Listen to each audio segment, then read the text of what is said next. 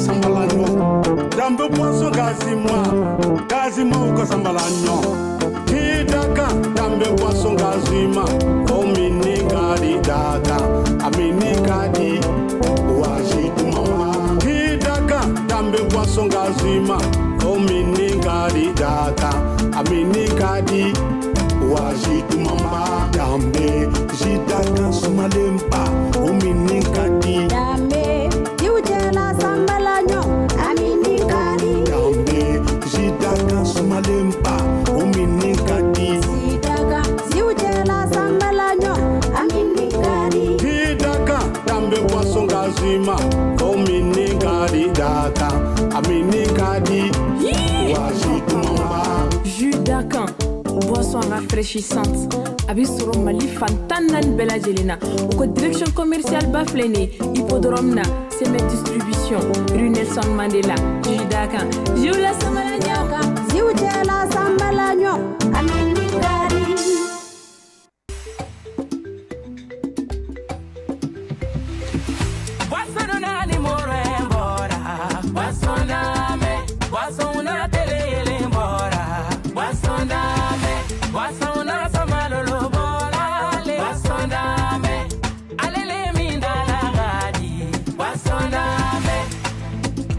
Ni be content, ni ami be sewa,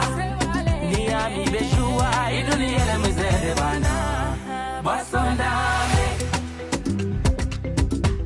baba na nakabo bana yola dame do dama. Oduye buru kela kondanali, de una nakabo tulundi ala dame do dama. Oduye wolo de una kontale, maninga wo basondame. Fila wo basondame, senebo wo basondame, baba wo basondame, dama bubu go basole, hena basondame, maragalu go basondame, suragalu go basondame, dama shilu go le, kamele dama gani godina basondame, a konte bi, a orange bi, abesoro, dama temendiala. Produit par Simé Agroalimentaire.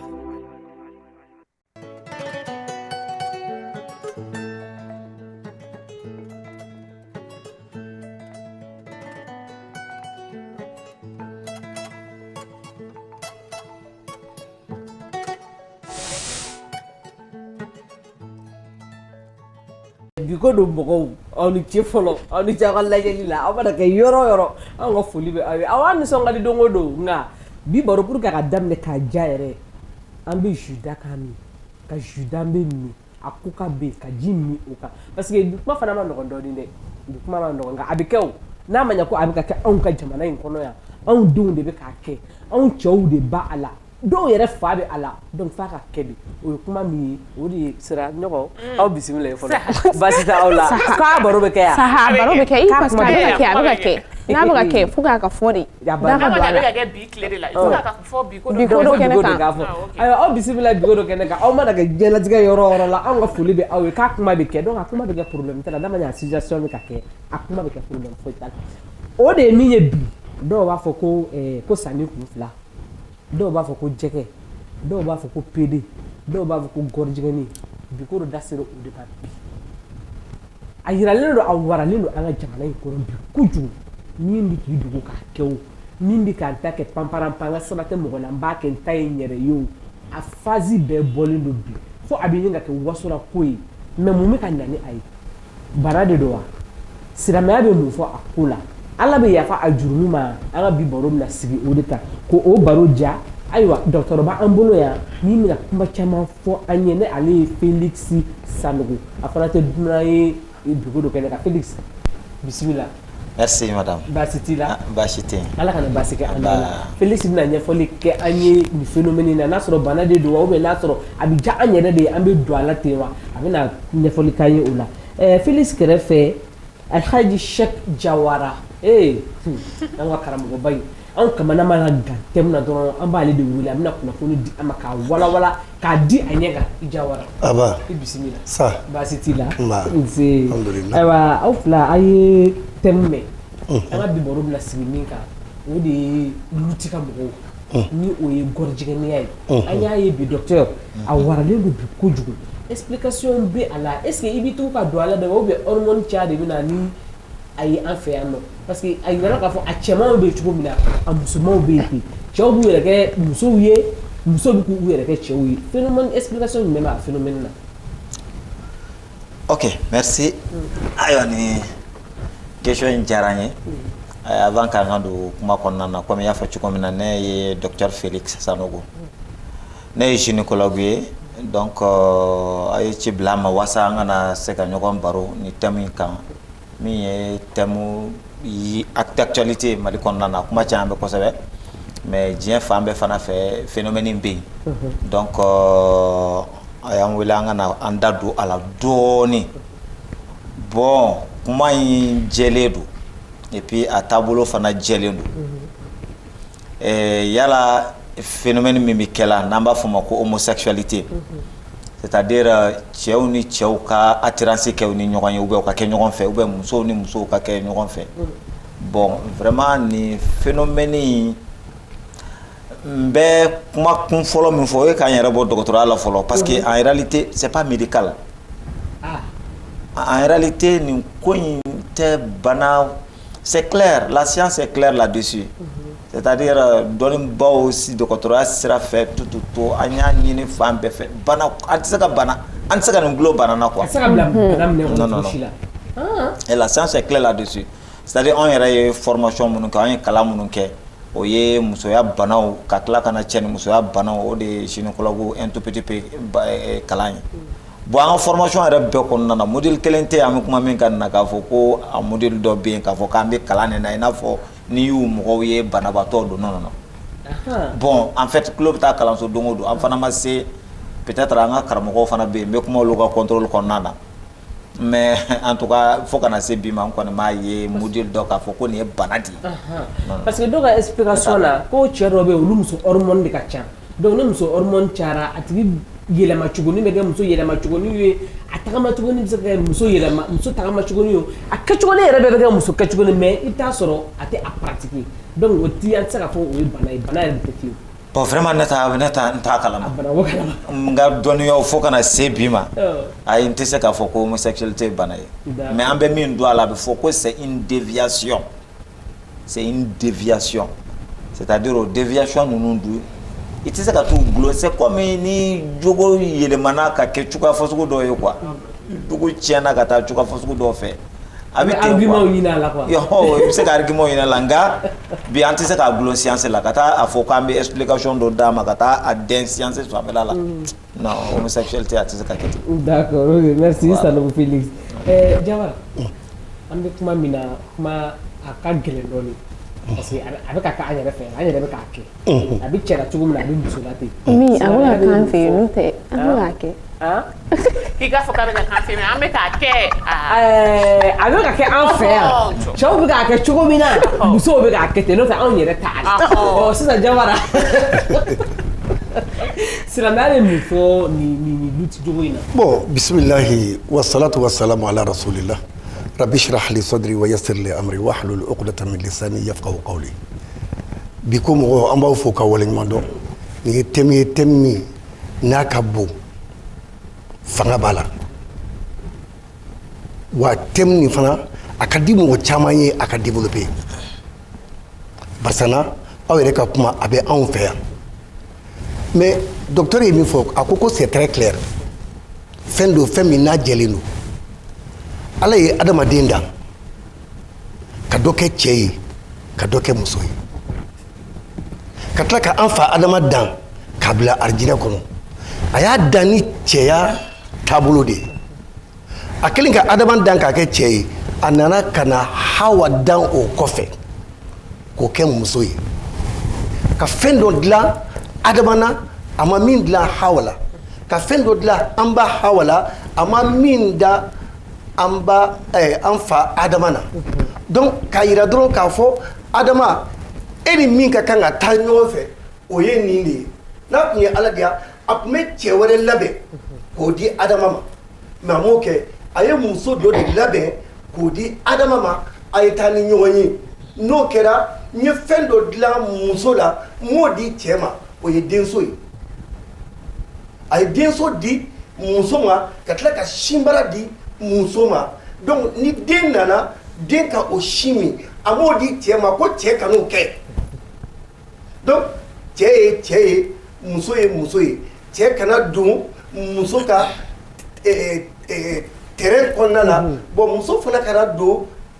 cɛ fana ta kɔnɔna la bɛɛ ka to i ka taabolo kan ne ye cɛ ye n bɛ n ka cɛya baara kɛ ala ye n kɛ cɛ ye a ye nunsiw di yan ka dasiw di yan a ma sɔn k'o di musow ma hali ni muso dɔw ta bɛ bɔ ka kɛ fitinin fitinin a tɛ caya i n'a fɔ cɛ ta bɛ cogoya min na k'o kɛ danfara ye cɛ ni muso ni ɲɔgɔn cɛ ala ye fɛn min kɔniya diɲɛ na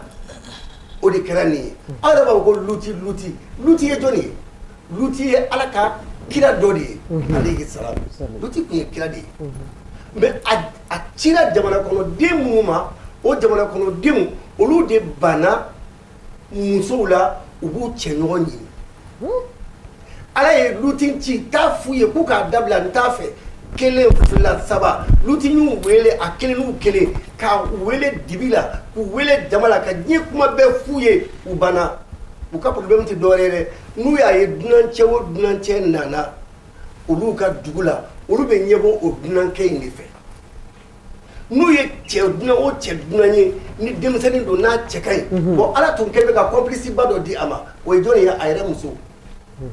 a muso de tun bɛ nin baara cɛjugu in kɛ ni dunan min nana luti fɛ yen dɔrɔn i b'a ye directement a bɛ sin ka ɲaman furan ten n'a ye ɲaman furan a bɛ tasuma bila a la sisi bɛ bɔ ni sisi bɔra o tuma na gɔrijigɛni ninnu n'o ye pere ninnu ye u b'a dɔn k'a fɔ ko dunancɛ dɔw nana nabi ɲuman ka so awɔ est ce que a faamuya u b'a dɔn ko dunan dɔw nana nabi ɲuman ka so u bɛna ka na nabi ɲuman ka so donc ka na k'u bɛ na o kama ka na o tigɛ a y'u deli ka diɲɛ kuma bɛɛ f'u ye ka dɛsɛ u ma sɔn ka ala bila u la ka ko bɛɛ kɛ u ko olu ti bɔ anw kunna an tɛ bi an tɛ sini wa an b'a kɛ est ce que y'a faamuya ala ko kumana ni a y'a kɛ n ka kan ka min kɛ n bɛn'o k'aw la n bɛna kuma lasurunya aw ye pour que ka se ka don kuma kɔnɔ donc ala ye mɛlɛkɛ 4 bila ka na jibirila mikaila asrafila azraila olu ye mɛlɛkɛ 4 ye a y'olu kɛ denmisɛnnin fitininw olu ka labɛn k'u cɛ ɲɛ k'u daraja bonya olu ka jigin ka na luti fɛ yen o kɛra dɔrɔn musonin ye a ka yɔrɔ filanin daminɛ tuguni ka sin ka sisinin wuli ten u ko mɔgɔ dɔw nana bon mais ninnu ye mɛlɛkɛw de ye luti t'a dɔn fɔlɔ ko mɛlɛkɛw don mais o kamalenama kɔni nana ka n'u sigi luti ka so u sigilen tora luti ka so dɔrɔn sɔɔni dɔrɔn ninnu nana ten haraba kana don luti a y'a kala kuma ninnu ye n ka dunan ninnu ye mɔgɔbaw de ye u ko non o t'a la u ye mankan ni fɛnw wuli jibirila mɛlɛkɛw ye luti kɔrɔ k'a k'i sen bɔ a la u bɛ fama min ma dɔrɔn olu ye fɛn dɔ k'u da ta k'a kɛ ka fo o kɛlen b'a fɔ ko biyɛn ka taa turu mɔgɔ kelen ɲɛ na ka turu mɔgɔ fila ɲɛ na u tulo ka ko de woyi u bolila donc u bolila tuma min na u fɔra ka fɔ luti ye bɔ anw ye ala ka cidenw de ye an nana an bɛna dugu halaki parce que baara min bɛ ka kɛ e y'i se k'o kɛ e tila la ala dimina de san o tuma e k'i sen bɔ a la luti ko a bɛ kɛ cogo la ko a ye e n'i ka denbaya ka bɔ siw la e k'i sen bɔ a la donc luti n'a ka denbaya bɔra ala ko ten ko luti bɔlen kɔfɛ tuma min na ale ye dugumakolo sanfɛla a y'a yɛlɛma n'u ye ka sanfɛla kɛ dugumala ye ka dugumala kɛ sanfɛla ye k'a bɛɛ halaki hali a soso ma bɔ hali a mɛnɛmɛnɛ ma bɔ donc maintenant mais kɔlɔlɔ jumɛn b'a la ni ala sɔnna ma an da bɛna se o ma ani ala ye mun fɔ ni maa min y'a kɛ kɔlɔlɔ jumɛn b'a la jurumu jumɛn b'a la ala bɛna tasuma jumɛn don i la lahara an da bɛna so de ma sisan k'o ɲɛfɔ docteur bon sani an ka se o lahara yɔrɔ ma est ce que nin docteur ninnu ni gynécologue ninnu olu de tɛ k'a bɛɛ kolokolo a min ay docteur nanga dunga parce que abana tante sisan no docteur fene te se ka mɔgɔ to ye mɔgɔ ka sani bana na na ɲɛ la digun mi la docteur wi no parce que mena dilen do déjà comme karamɔgɔ y'a fɔ cogo min na donc aw kan k'u to yen nɔ dama ko est ce que docteur ka koba b'o la docteur ka banabagatɔ nalen i ma i k'a furakɛ banabagatɔ min ka bana na cogo dɔn docteur est ce que aw kan k'u furakɛ bon a banalama ye ko wɛrɛ ye quoi parce que adamaden ye hadamaden de hali karamɔgɔ filɛ nin ye an bɛ kuma ale ka yamaruya kɔnɔna na min ka di karamɔgɔ yɛrɛ ye bi en réalité homosexualité n'a sera ka dabila o ka ɲi nka an yɛrɛ ka victoire yɛrɛ bɛ kɛ min ye bi homosexuel dɔ min b'a ta ni fila fili la n'an sera k'a yɛlɛma k'a tubi ka bɔ ala foyi man di ala fana ye ko bɔ mais est ce que nous be tubi ka adamaden ka sa waati bɛ o man di ala ye koyi mais n'a sera ka yɛlɛma o de y'a to u ka bana kunnu kɔnɔna na an b'u adamadenya minɛ de adamaden de don ni sera k'a furakɛ o n'a ta bɛɛ ka kuma fɛ wasa ka se ka jogo ni fɛn ninnu yɛlɛma ne fɛ foyi fana t'o bɔ quoi voilà hali n'i y'a ye ko ala ye a bɛ ka lutuko kuma min fɔ karamɔgɔ ko tɛ k'a ye dugumakolo yɛlɛma n'u ye mais a ma girin k'a yɛlɛma n'u ye a m'o deli a m'o ladege a ma mɛn k'a fɔ ɲɛna a y'a dabila bon ne fɛ furakɛli bɛ se ka bila o fana kɔnɔna na an tɛ sini ka girin k'a fɔ ayiwa an ka sini k'u ka ko ban non a lajɛ n'i sera k'u furakɛ ka kumaw fɛ o ka se k'a dabila o fana ɲɔgɔn tɛ quoi. Parce que ko in wagati dɔ kɛra la Bamakɔ mɔgɔw kun donna u jenini na n'u tun ye mun sɔrɔ dɔrɔn u bɛ lajaba suguya bɛɛ ta k'a las'i ma ka aw jeni mais est ce que an bɛ se ka jigin mɔgɔ ninnu fɛnɛ la. Cogo di sira? Parce que Jawara diɲɛlatigɛ ye choix de. Oui. I m'a faamuya e y'i ka choix ta malgré que a fɔra ko religion de la religion na a fɔra ko cɛ ni muso n'an y'a kɛ ten tɔ mɔgɔ dɔw bɛ yen o tɛ religion na o. N'an tagana n'a ye o hukumu kɔnɔna la sisan nɔ ani fɛnɛ ni e ni généralement i b'a dɔn hali kuma dɔ la a bɛ kɛ mɔgɔ la n m'a fɔ a bɛ kɛ na dɛ mais a bɛ kɛ mɔgɔ dɔw la i bɛ taa sɔrɔ i ye muso ye dɛ mais cɛ yɛrɛ de man di ye o mɔgɔw bɛ yen naturellement donc sisan mais ni e i n'a fɔ sisan ni muso tɔw ye cɛ ye sensation min bɛ k'u la ni e ye muso ye o ko kelen de bɛ k'u la o de y'a bɔnɛmayɔrɔ ye o. O de a bɔnɛmayɔrɔ ye. Est-ce que bɛɛ n'i dancogo de don? Merci Ani Jawara est-ce que u ka diɲɛlatigɛ tɛ est-ce que an bɛ se k'a fɔ n ko an bɛ jigin u fɛnɛ la c'est leur choix c'est leur décision. Ne bɛna min fɔ i ɲɛna kira ka hadisa dɔ bɛ yen sallallahu alayhi wa sallam a ko yana ka fatu a ko siranɲɛ fɛn min bɛ yen ni ne Muhamadu bɛ siran o siranɲɛ fɛn ye n taalen kɔfɛ o ye luti ka mɔgɔw ka baara ye ni mantonw ka na o kɛ n'o ye cɛ ka cɛ ɲini muso ka muso ɲini a ko barisana ala y'olu danga ala y'u danga a ye nin fɔ ta fo siɲɛ 3 ala ye mɔgɔ danga mɔgɔ min bɛ lutinkaw ka baara ɲɔgɔn kɛ ala ye mɔgɔ danga mɔgɔ min n'a bɛ luti ka jama ka baara ɲɔgɔn kɛ a ye nin fɔ siɲɛ 3 a ɲɛ bilenna ji jiginna a ɲɛ ya a dusu tora ka bɔ a nana kuma jumɛn fɔ ka da o kan ala kɛra tilala ka na sallallahu alaihi wa sallam e ka kuma de bɛna ye sisan nɔ ko dɔw bɛ jeni a la ala kɛra ko sallallahu alaihi wa sallam man wajadtumuhu ya'malu amala qaumi lutin faqtuluhu alfa'ilu wal maf'ulu bihi n'a ye mɔgɔ o mɔgɔ ye ko de bɛ ka luti gangeya kɛ min b'a kɛ wo a bɛ ka kɛ min na wo a y'o faga ni ala kɛra ka kuma de ye sallallahu alaihi wa sallam o kɔrɔ tɛ k'a fɔ k'an ye maa fagalaw ye mais a ye kiiri dɔ de fɔ sisan munna u jenina i b'a sɔrɔ u ye nin hadisa in de ye min b'a kɛ a n'a bɛ ka kɛ min na ko k'o jeni munna wattaqu fitnatan la tusibanna allazina zalamu minkum khassa a ye siran fitinɛ ɲɛ fitinɛ min ni ala ko k'a b'a jigin min y'a kɛ o min m'a kɛ o ala t'a si to yen minnu bɛ k'a kɛ nin waati in na an bɛ kɔlɔlɔ fɛn fɛn kɔnɔ an bɛ balawu fɛn fɛn kɔnɔ Mali kɔnɔ yan n'an bɛ k'a fɔ nin donna tan dɛ nin bɔra tan dɛ dɔw gɛlɛyara malo gɛlɛyara nin kɛra tan nin kɛra tan foyi tɛ dɛ a baara cɛjugu min bɛ ka k'an ka jamana kɔnɔ n'an sigilen bɛ o kan k'an makun ala diminen don an kɔrɔ o kosɔn ala kɛlen bɛ ka gɛlɛya ani sɛgɛn ani tɔɔrɔ ni ɲɛgan bila. o yɔrɔ c'est tellement bizarre mignon. jamana dɔw bɛ yen ni ko in signelen don yen nɔ a bɛ ko jamana kan. u bɛ furu ɲɔgɔn ma yɛrɛ. furu ɲɔgɔn ma yen nɔ o bɛ ko ni ne don mais gɛlɛya tɛ yen. gɛlɛya t'o jamana kan. gɛlɛya min bɛ yen a tɛ yɔrɔ si la cɛ jɔ sa n bɛna o prévu d'i ma sa wagati min na faransi jamana dɔw tun bɛ to jamana dɔw tun bɛ yen u tun bɛ hɛrɛ ni lafiya bɛɛ lajɛlen na mais depuis don min na n'u y'a signé k'a fɔ cɛ ka furu cɛ ma muso ka muso furu cɛ ka cɛ furu fo ka taa n'u ye mairie la maire ka bɔ k'a signé diɲɛ bɛɛ lajɛlen k'a ye a kɛra jamana o jamana la ala nana ni bana jugu in ye k'a fili a bɛɛ kan k'a bɛɛ faga u bɛ ka taa ba coronavirus ye saya min da olu kan a ma da jamana bɛɛ kan o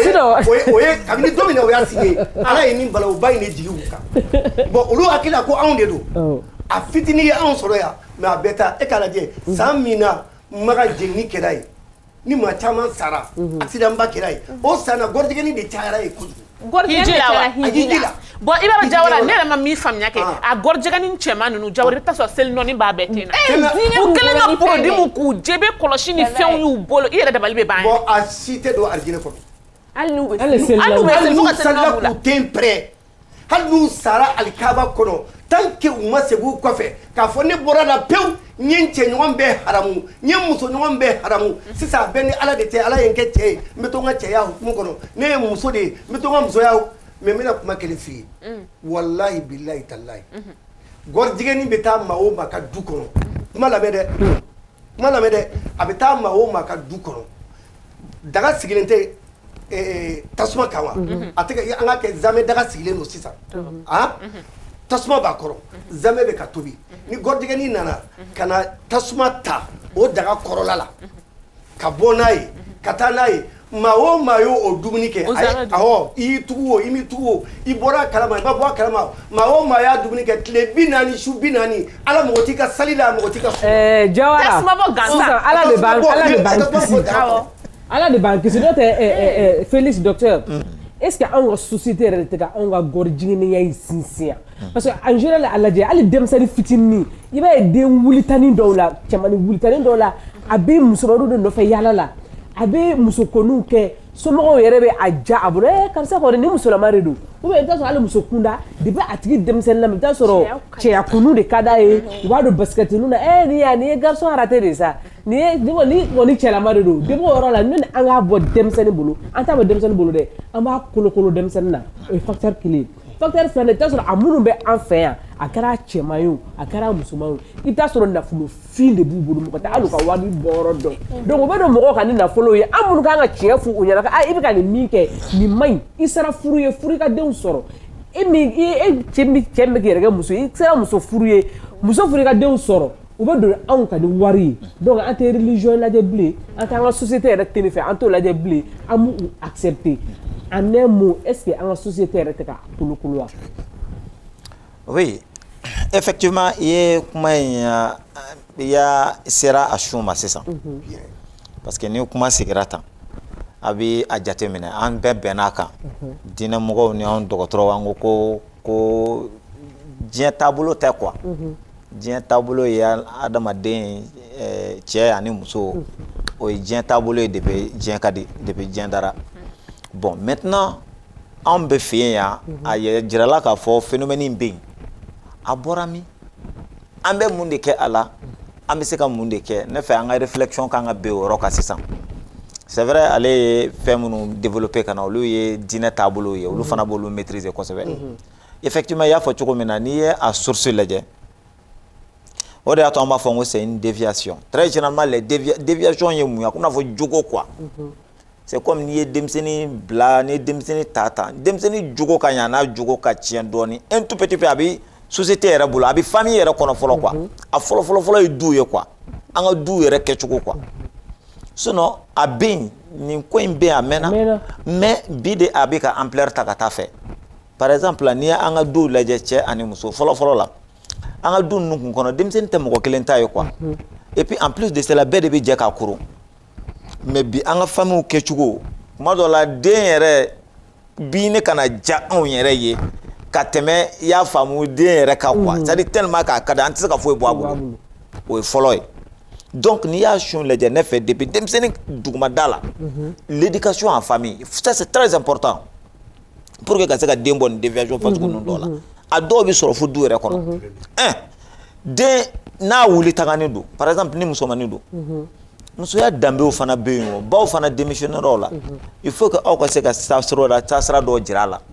ni i kan ka dɔn k'a fɔ i ye muso de ye wa i fana i kan ka musoya baaraw de kɛ et en plus de fana i fana kɛlen don furuso de kama fana kɛra diinɛ yɛrɛ n'a taabolo la minnu bɛ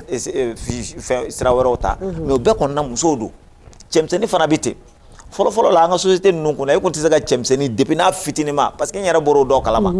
an ye denmisɛnnin dɔw ye depuis n'an ka dɔgɔ u yɛrɛ ka ko bɛɛ kun ye cɛmisɛnnin mais a ma diya u la dɛ u koronna so c'est-à-dire u y'u koron u y'u dilan u ye ko bɛɛ kɛ wa u sera k'a jogo ninnu bila et bi a dɔw kɛra cɛbakɔrɔ ye et puis musow ni fɛnw b'u bolo société ko yɔrɔ in na denmisɛnnin et en plus de cela hali télé minnu filɛ nin ye an bɛ télé minnu fɔ kow ka ca i n'a fɔ ni image min filɛ nin ye tan vous voyez denmisɛnninw bɛ éduquer cogoya wɛrɛ la i b'a ye k'a fɔ muso ni muso bɛ se ka c'est possible i n'a fɔ i b'a la ka min fɔ o bɛ kɛ o ye bɛɛ yɛrɛ ni cogoya ye wagati dɔw la par exemple muso n'i bɔra je donne un exemple i bɛ taa sɔrɔ i bɔra ko dɔw kɔnɔna na i ni cɛ dɔ ye ɲɔgɔn sɔrɔ i bɔra ko dɔw ka rencontre dɔw man diya i la mais n'i nana ka n'a ye ni Ala ma far'i kan i nana ka n'a ye c'est possible i ni muso ɲɔgɔn ka se ka ɲɔgɔn faamuya. Et en plus de cela, ni ala ma fari kan ni ina atigi dɔw bɛnna i n'a fɔ ninnu bɛ société dɔ de kɔnɔna na i b'a fɔ ko mafia wari de bɛ yen. O ni jali docteur. Ni jali don wari bɛ yen bon n'i nana ka na bɛn o fasugu la e yɛrɛ ɲɛ b'a la i ka vie bɛɛ arrangé don wari bɛ sɔrɔ i negelaw bɛɛ bɛ sɔrɔ fɛn misɛnninw bon voilà ni ala ma jɛn kɛ i bɛ se ka entraîner ka don fɛn fasugu dɔw kɔnɔ donc la société est importante franchement f'an ka tɛgɛ di ɲɔgɔn ma walasa ka se k'a ye. Nin fana ye kuma dɔ fɔ c'est très important. I n'a fɔ min ye bɔra ka min fɔ sisan nɔ min ye denmisɛnninw ka lamɔ cogoya i y'a dɔn ala kɛra kumana nin bɛɛ kan sallallahu alaihi wasallam a ko denmisɛnninw kabini u mana kɔrɔbaya dɔɔnin n'u dabɔra cɛmisɛnninw kana si ni musomaninw ye so kelen kɔnɔ c'est à dire musomaninw n'u ka chambre cɛmisɛnninw n'u ka chambre ça c'est un de deux ala kɛra nana n'a ye tuguni sallallahu alaihi wasallam a ko mɔgɔ dɔw bɛ yen ala bɛ si k'olu danga fo ka dugu jɛ ka tile k'u danga fo ka dugu jɛ o ye don o don ye a ye mɔgɔ damadɔ fɔ o la a bɛ wurila ta kuma in minɛna ka bɔ o de la quoi o ye mɔgɔ 4 ye u bɛ si ala ka dimi kɔnɔ u bɛ tile ala ka dimi kɔnɔ u ye ala kira ɲininka sallallahu alaihi wasallam k'o ye jɔn ni jɔn ye ala kira ko almutashabihuna mina rijali bin nisa'i cɛ minnu bɛ yen n'u b'u yɛrɛ danbeya ka taa muso ka comportement ma cɛ min b'a yɛrɛ kɛ i b'a fɔ muso hali n'a bɛna kuma fɛnw cɛla ale sira somɔgɔ a b'a yɛrɛ kɛ tan est ce que i y'a faamuya ko ala diminen b'o kɔrɔ a bɛ si k'o danga ou bien cɛ muso duloki b'a kana tuma bɛɛ muso safo b'a kun na tuma bɛɛ muso bololanɛgɛw b'a tɛgɛ la tuma bɛɛ musow ka lahalaya bɛɛ n'i y'a ye dɔrɔn i b'a fɔ ko muso 100% don o ni ala tɛ ɲɔgɔn fɛ ani ala kɛra tɛ ɲɔgɔn fɛ ala diminen don a kɔrɔ a ka sali man ɲi a ka sun man ɲi a ka jaka man ɲi a ka hiji man ɲi ça c'est un. Deux o de ye a ko ani muso minnu fana b'u yɛrɛ kɛ cɛw ye n'u bɛ cɛ finiw don ka cɛ pantalon don ka cɛw ka kunsigiw gastonné ka peint n'i y'a ye i b'a fɔ ayi bugulu tɛ don chaîne tɛ don foyi tɛ don ale kɔni ye o ye a gabari bɛ kak i y'a faamuya a ye o ye pantalon b'a la chemise b'a la ou bien kulɛti b'a la a ko nin tigilamɔgɔ ye o filanan ye o dangani bɛ ala fɛ ala bɛ si k'o danga ka tile k'o danga hali a ka moto boli cogo i b'a dɔn ko nin ye cɛ ye tant que i m'a jateminɛ a bɛ k'i ɲɛna ko cɛ don n'i y'a ye mobili kɔnɔ n'i m'a jateminɛ a bɛ k'i ɲɛna ko cɛ don a ka diɲɛ man ɲi a ka lahara man ɲi ani ala tɛ ɲɔgɔn fɛ o ye filanan ye a sabanan ye jumɛn ye o de ye maa min o fana bɛ yen bi o ni ninnu bɛɛ bɛ catégorie kelen na ko maa sabanan ye maa jumɛn ye maa min bɛ bagan ɲini maa min bɛ wulu ɲini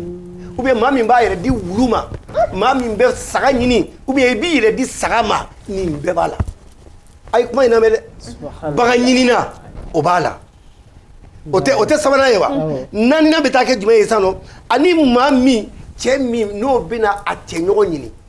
i b'a dɔn kabini cɛ mana waraka ala kira b'a fɔ a ye cogo min na sallallahu alaihi wasallam fɛn dɔ bɛ ala bolo u b'a fɔ ko larusi o ye ala ka guwa belebele de ye est ce que i y'a faamuya diɲɛ ɲɔgɔn waa kɛmɛ waa 70,000 ɲɔgɔn sigiyɔrɔma 70,000 o bɛ se ka sigi larusi kɔrɔ n'i y'a bila larusi kɔrɔ a bɛ kɛ na buteli ni ɲɔgɔn si a bɛ komi buteli in tɛ yɛlɛ tabali ka taa diɲɛ bɛ larusi kɔrɔ ten de est ce que i y'a faamuya ko ni cɛ y'a waraka n'a bɛna da cɛɲɔgɔn ka tuma n'a bɛna warakalen o larusi de bɛ yɛrɛyɛrɛ o ye ala ka guwaba de ye o bɛ yɛrɛyɛrɛ n'a ye yɛrɛyɛrɛ la donc o la ala ka funu bɛ na ni ala ka funu nana sanfara 7 bɛ yɛrɛyɛrɛ n'o yɛrɛyɛrɛ la o tumana sanfara b'a fɔ k'a bɛ tigɛ ka na bin dugumakolo kan ka an bɛɛ halaki a ye kuma in lamɛn dɛ c'est très important ni muso fana ko k'a bɛna jɛ a muso ɲɔgɔn fɛ n'a y'a waraka k'a bɛ jigin sankolo bɛ yɛrɛyɛrɛ larusi bɛ yɛrɛyɛrɛ k'a bɛ tigɛ ka cun dugumakolo kan n'o kɛra yɔrɔ min na dɔrɔn o fana mɛlɛkɛw ja bɛ tigɛ mɛlɛkɛw bɛ suma o b'a fɔ bisimilahi rahmani rahim qul huwa allahu ahad allahu samad lam yalid walam yulad walam yakun lahu kufuwan ahad bisimilahi rahmani rahim qul huwa allahu ahad olu bɛ to ka qul huwa allahu fɔ k'a fɔ n'o kɛra ala ka funu bɛ jigin a b'a fɔ sankolo ma kana bin n ka danfɛnw kan jɔ fɔlɔ donc tuma bɛɛ maa minnu cɛ minnu b'a fɔ k'u bɛ bi u cɛ ɲɔgɔn kan k'u bɛ se u cɛ ɲɔgɔn ma muso minnu b'a fɔ k'u bɛ se u muso ɲɔgɔn ma olu bɛ k'a ɲini de tuma bɛɛ diɲɛ ka détruire bɛɛ lajɛlen k'i yɛrɛ sɔrɔ a bɛ détruire u yɛrɛ kan a bɛ détruire olu de ala k'a détruire ka bɔ an kan n'o tɛ k'a fɔ k'anw ta la n'an ma se ka solution sɔrɔ la walahi n'u ye ɲangata fɛn fɛn sɔrɔ an b'a ɲɔgɔn ɲangata solution bɛna sɔrɔ a la o aw de fɔra yɛrɛ fɛn e tɛ taa yala la ke bi ko dɔ de don a bɛɛ de bɛ fɔ ni plateau in sanfɛla la yan nɔ bi an ka baro bɛ gorjigɛnu de kan an donna dugu kɔnɔ an ye mɔgɔw hakilina ɲininkali kɛ ko in na kosɛbɛ an ka jɛ an k'o ja dɔw lajɛ ne bɛ se ka kun min fɔ a la o ye mɔgɔninfinw ma diinɛ ko dɔgɔyara mɔgɔ caman bolo silamɛya tɔgɔ bɛ mɔgɔ caman na mais u tɛ silamɛya pratiquer sinon silamɛya bɛ a contrôle la hali chrétien parce que diinɛ ninnu si ma yira k'a fɔ cɛ ni cɛ ka jɛ ala ye anw dan k'an kɛ fila ye cɛ ni muso pour que an ka se ka ɲɔgɔn mago dilan ka bugun parce que c'est pourquoi ala yɛrɛ ko waati dɔ la bible kɔnɔ multipliez-vous et remplissez la terre donc o kɔrɔ ye o multiplication bɛ kɛ de lorsque cɛ ni muso o de furu de dagalen don an ni ɲɔgɔn cɛ ni furu kɛra o la den bɛ b'o la diinɛ fila bɛ b'o den de kɔni donc barika b'o ko la donc maintenant a kɛra tɔgɔ fu de mɔgɔw bolo k'a fɔ n ye silamɛ ou n ye chrétien mais en réalité u t'a appliquer sinon n'i miiri o dɔrɔn na k'a fɔ ala y'anw da ka kɛ fila ye hali lawale la diinɛ dɔ ka taa na luti ka taa na cɛ ni muso cɛ ni cɛ muso ni muso qualité kelen u ka jɛ ɲɔgɔn fɛ ala dimina f'a ye dugukolo yɛlɛma n'o ye o kɛra o tɛmɛna donc olu kisa langalen don livre ba fila in bɛɛ kɔnɔ chrétien diinɛ b'a fɔ silamɛya diinɛ b'a fɔ donc n'i ye référé o kan o b'a yira k'a fɔ en réalité a ka go ala ye kojugu a bɛ ɲagata lase yɔrɔ ma an bɛ se k'a fɔ bibi in na hali gɛlɛyaba min bɛ mali kan bibi in na ni mɔgɔ ninnu ka jugu ninnu b'a la parce que ala bɛ dimi o kɔrɔ donc hɛrɛ foyi tɛ se ka na a yɔrɔ la ala tana bɛ se ka kɛ ka se nin degré ma yɔrɔ min jamana min kan a kɛra yɔrɔ o yɔrɔ ye n'i y'a kɛ ala b'o ɲagata las'i ma i b'o tɔɔrɔ kelen ye o de filɛ bon ne bɛ se k'a fɔ ne ka analyse la k'a fɔ hali tɔɔrɔ min mali kan bibi in na nin ko in sen b'a la parce que a développé le kojugu ko ɲɛnama tɛ walayi parce que a bɛ jama nagasi a bɛ an ka sigida yɛrɛ a b'a yɔrɔ tiɲɛ wa en fait i b'a dɔn diɲɛ kɔnɔ quoi n'i fɛ ka mɔgɔ faga yɛrɛ de o ye gɔdɛgɛniw de ye walayi ɲɛnama tɛ walayi non gɔdɛgɛni tɛ ko ɲɛnama ye walayi dɔw bɛ gɔdɛgɛni dɔw bɛ don fɛnw don jupu ni fɛnw don est ce que o yɛrɛ ye ko ye gɔdɛgɛni yɛrɛ de kan ka faga gɔdɛgɛni kan ka faga de walayi parce que nafa tɛ gɔdɛgɛniya la wa peda kɔni ne ba n'aw minɛ dɔrɔn an k'u faga de mɛ mun na ne ba pede e nana se i cɛ to ka t'i yɛrɛ kɛ muso ye o tuma a ye cɛya don galama la muso yɛrɛ dɔw bɛ ka ɲini ka kɛ cɛw ye n'a fɔra e fɛ ka kɛ muso ye o jate minɛ kɛ silamɛya la a ma ɲi kafiriya la a ma ɲi fan si de fɛ quoi n t'a dɔn ne y'a faamuya ne bɛ min fɔ k'a fɔ pedew ye u ka peda dabila u kana kɛ cɛw ye an b'o dɔrɔn de f'u ye gɔdɛgɛniya bila ka don fɛn cɛya la kɛ an ka armée mago bɛ cɛ la an mago bɛ cɛ la ne yɛrɛ ka cɛbakɔrɔ k'i yɛrɛ kɛ musokɔrɔ i ba ka kalo 9 kɛ fu de depuis fini a jiginna muso den kɛra cɛ ye wa den kɔrɔ a bɛ tila ka na a bɛ kɛ muso ye han n'i yɛrɛ y'i fa kuma suli i ba kuma suli.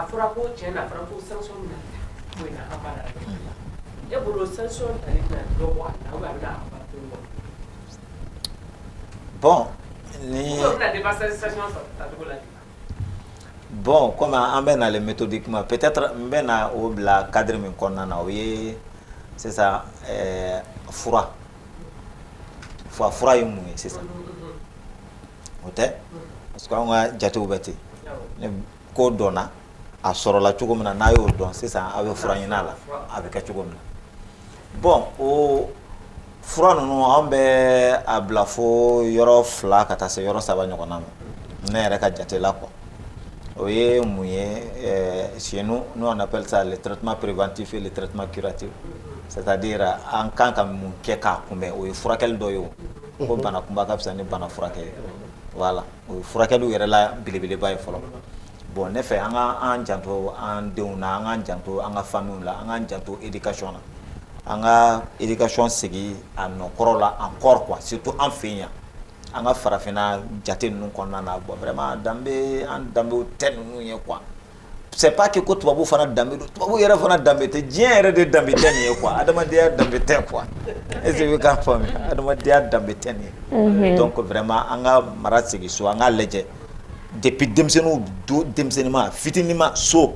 an bɛ éducation mun k'o la c'est extrêmement important PD minnu bɛ yen sisan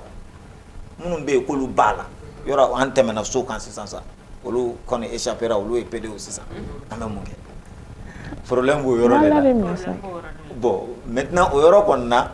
ne fɛ au fond de moi-même an bɛ se ka min kɛ il faut communiquer i n'a fɔ an bɛ ka nin min kɛ tan nin ye communication de ye o i bɛ taa sɔrɔ dɔ sigilen don karamɔgɔ bɛ ka kuma minnu fɔ tan o peut-être o diinɛmɔgɔ ye mais an fɛn minnu bɛ ka fɔ tan peut-être ninnu bɛ ka pan pan a kunna peut-être a kumaw bɛ fɔ an ɲɛna nka n'a fɔra ka segin a kan ka segin a kan ka segin a kan peut-être a ka ca Ala fɛ a yɛrɛ hakili bɛ n'a dɔw minɛ a bɛ se ka segin a kɔ o ye fɔlɔ ye a filanan ye min ye minnu fana bɛ yen toujours par exemple anw dɔgɔtɔrɔ scènes ka ca quoi par exemple i n'a fɔ nin ye min fɔ tout de suite la ko u bɛ na tuma dɔ la u ni banaw bɛ se anw ma an b'u furakɛ bon o furakɛli yɔrɔ ninnu fana na anw fana bɛ se ka kuma u fɛ yɛrɛ ah karisa nin man ɲi kana nin kɛ c'est-à-dire à tous les niveaux quoi ni u sera i ma niveau la nous on appelle ça communication pour le changement de comportement c'est-à-dire i bɛ se ka kuma ni mɔgɔ ye a ka ca Ala fɛ ni bɛɛ bɛ ka kuma i fɛ bɛɛ chaque fois i tulo b'a mɛn a bɛ se ka kɛ i bɛ se k'i ka i ka comportement yɛrɛ changer mais a laban fana ye min ye ça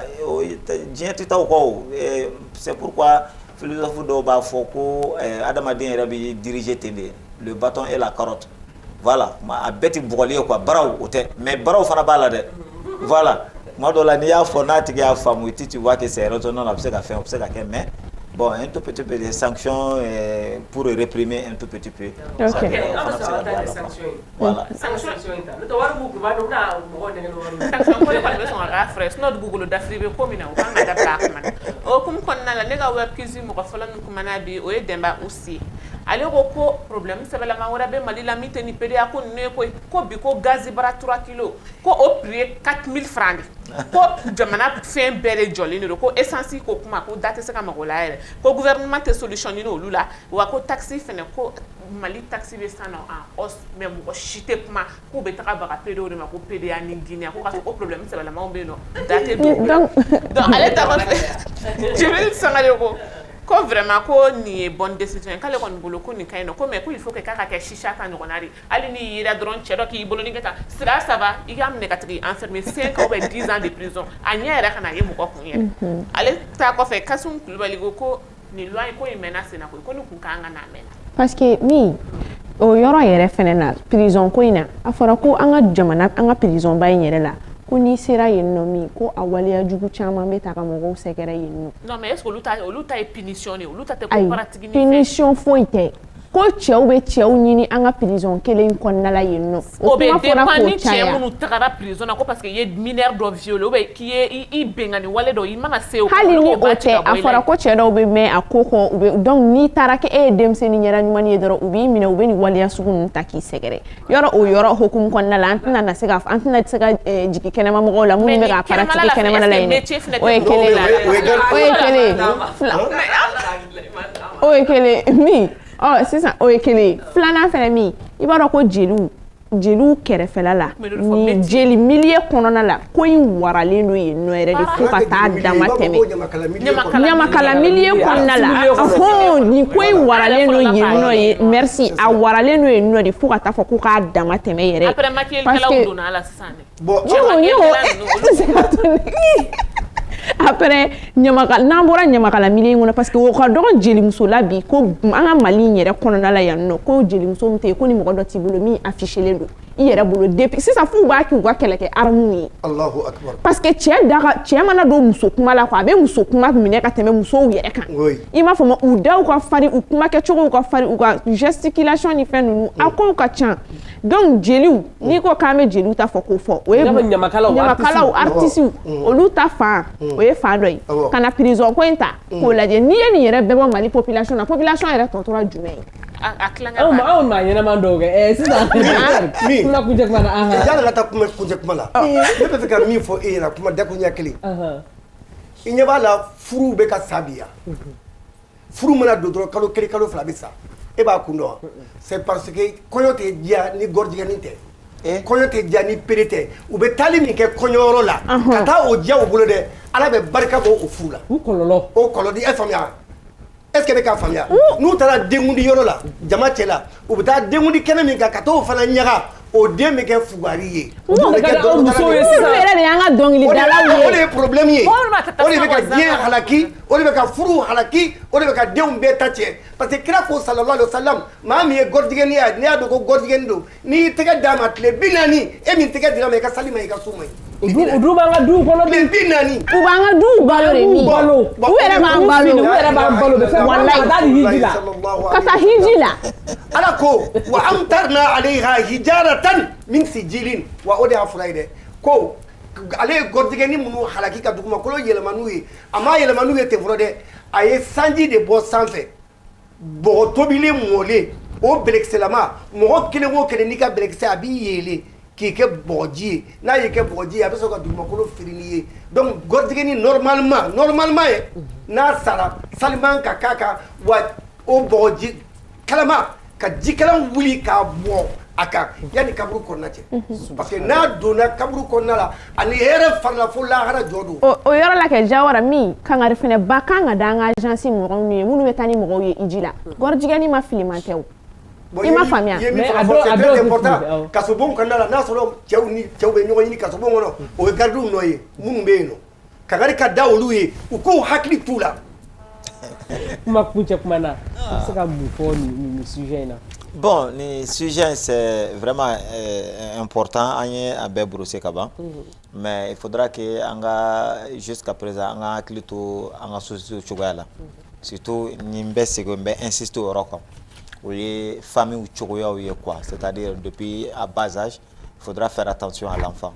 On a suivi, on a battu Demsonou, on a calandé Demsonou, mais c'est sans Kodjugou. Kachala fait des rêves sokono, modèle rêve beau matin, midi, soir, faté, batté, des médications, c'est un peu compliqué. Bon, à dos, c'est que là-bas, mais il faut à bête quoi. Mais il faut d'or, il faut nous jouer de dos. Il faut communiquer à quand. On a communiqué à quand. Il faut sur le dos, il reste c'est ma do cosebe. On a communication boyana à quand. Peut-être au lobo c'est bon. Et en plus de cela. Bon, voilà que loi mununta, l'autre loi croyait quoi, même à l'étoile, jamana dola. Il peut être sur alibi, do et bien, ou tout temena, ou l'autre a une peine de mort, nga chama nana kanu lu blasisa, bon, d'autres y peine d'oye. Mais quand même, il faut communiquer là-dessus. On a inclus tout le monde dans la société qu'on a, on a commandé n'yonye, on a tout n'yon blasera. Je pense que vous savez la solution chama sera là quoi. D'accord, merci. Voilà. Merci. Ok, Jawara. Ma kunche kuma na bisa ka mun faye alisa. Ka an jaw papa kan ko tiɲɛ yɛrɛ yira an na ɲagata min bɛ a ko yɛrɛ la diɲɛ na ani lahara an y'o ko la. Anw delila ka taga ne kun t'a dɔn kalo ma ɲi u ye ko mɔgɔ dɔ sanna k'an ka taa lajɛ k'a b'a ka so kɔnɔ tellement bɛɛ banna la a kelen bɛ yen u y'a isolé k'a bila a dan ma quoi ko mɔgɔw kelen bɛ k'a juguya ka sɔrɔ a ma fɛn kɛ anw de taara k'an bɛ taa don a ka so kɔnɔ k'a lajɛ mɔgɔ si ma se ka don dimɔgɔ finnen b'a la. Kasa. U y'a dayɛlɛ anw y'a ye min kɛ bɛɛ jigi tigɛra quoi o y'a sɔrɔ a tolila ka pɔti ntumu kɔmisara ka don a la a sara su min o dugusajɛ 9h y'a sɔrɔ a tolila k'a bɛɛ pɔti donc u y'anw wele anw taara ka taa ne ko nin ye mun ye a y'a kɛ ala kama mun ye nin kɛ dɔ ye ne kɔrɔ ko cɛkɔrɔba ne nana ko alimami kana taa nin na dɛ nin y'a si bɛɛ lajɛlen kɛ periya de la ne ko k'a ye ne wele n t'i yafa o ma diɲɛ fara lahara kan i b'a dɔn k'u nana ni periw de ye a bɛɛ ni ala cɛ n bɛ taa ɲininka la lahara u nana ni periw de ye fɛn mɔgɔw nana ni periw de ye awɔ wali mɔgɔw nana ni periw de ye k'a tigɛ k'a ta k'a kɛ fɛn kɔnɔ fini kɔnɔ k'a meleke parce que a nɔɔnina ka ban su ni dugusajɛ kɔnɔna cɛ dɔrɔn suko ni dugusajɛ a kɛra nin cogo in de la donc ne bɛ min ɲini denbaw fɛ an bɛ min ɲini denfaw fɛ bɛɛ k'i hakili to i den na a fini don cogo a n'a kuma cogo a n'a taama cogo n'i denkɛnin ye taama cogo façon dɔ b'a la min tɛ taama cogo yɛrɛ ye a wele i k'a chauffer mun y'i bila nin na muso a tagama pa 2 3 a bɛ dabila k'a yira jamana ɲɛmɔgɔw la u bɛ baara min na ala k'u dɛmɛ a la u kana salaya nin na ni nin ma kɛ n'a ye nin kɛ sisan walahi an ka jamana bɛ basigi a bɛ ban pewu o ne ka kuma kɛ kuma ye. an ka baro kuncɛ k'a fɔ an ka invité k'u ni ce nali la baro min don a bɛɛ lajɛlen concerné silamɛya t'a la keretiniya t'a la n bɛ diinɛ wɛrɛ la o t'a la an danbe yɛrɛ de tɛ cɛ ni musoya in fɛ cɛ ka k'a ka cɛ ye muso ka k'a ka muso ye o hukumu kɔnɔna la an ka invité y'a yira k'a fɔ ko an ka hakili to denmisɛnninw na parce que a ko bɛɛ bɛ daminɛ kabi denmisɛnnin fitinin n'i y'a ka comportement dɔ ye cɛmannin a ka comportement a bɛ tobilini na musomaninw nɔfɛ depuis o yɔrɔ la an ka hakili to a la k'a bɔ o sira kan k'a bila cɛya sira kan musomaninw fana bɛ ten depuis a fitinin i b'a ye cɛmaninw nɔfɛ fo an yɛrɛ b'a kumaniw fɔ o wagati de ye a kodokolo wagati ye denmisɛnnin na an ka hakili to denmisɛnninw na o wagati la ayiwa ni i kɔrɔbayara fana k'i ba i fa danbe la k'i ba i ka diinɛ na ko diɲɛ kama ka taa doni na laban tɛ min na an bɛ dugawu kɛ ala ka hakili ɲuman di i ma i ka bɔ a la i ka segin i yɛrɛ ma ala ka hakili ɲuman n'an bɛɛ lajɛlen ma ni min minnu ka famille la ala lajarabi mɔgɔ se ka ko ala lajarabi don parce que docteur y'a yira k'a fɔ ko bana tɛ karamɔgɔ y'a yira k'a fɔ ko i bɛ se ka bɔ a la donc an ka an ta fan dɔ kabi sisan kabi diɲɛ na ye an k'an ka lahara dilan wala an b'a fɔ a ɲɛna ko aw k'an bɛn sini n'ala sɔnna et renouveau la bi ko dɔ kɛnɛ kan ni sujet farima wɛrɛ ye aw ni ce aw ka lajɛli la.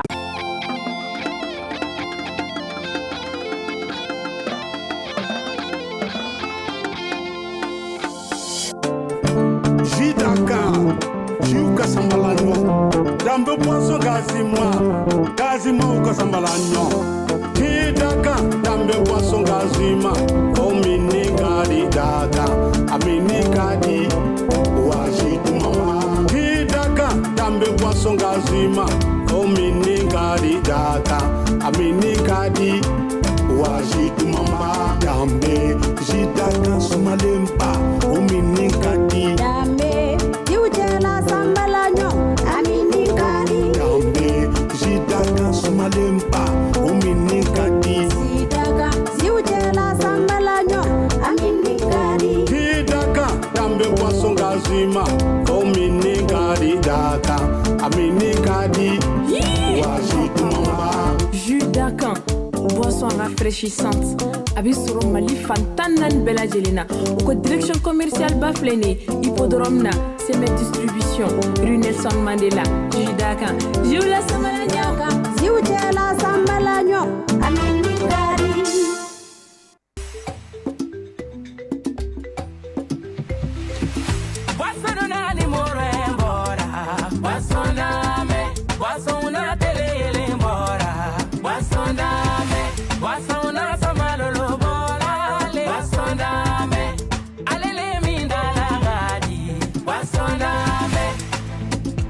Ni be content, ni ami be sewa,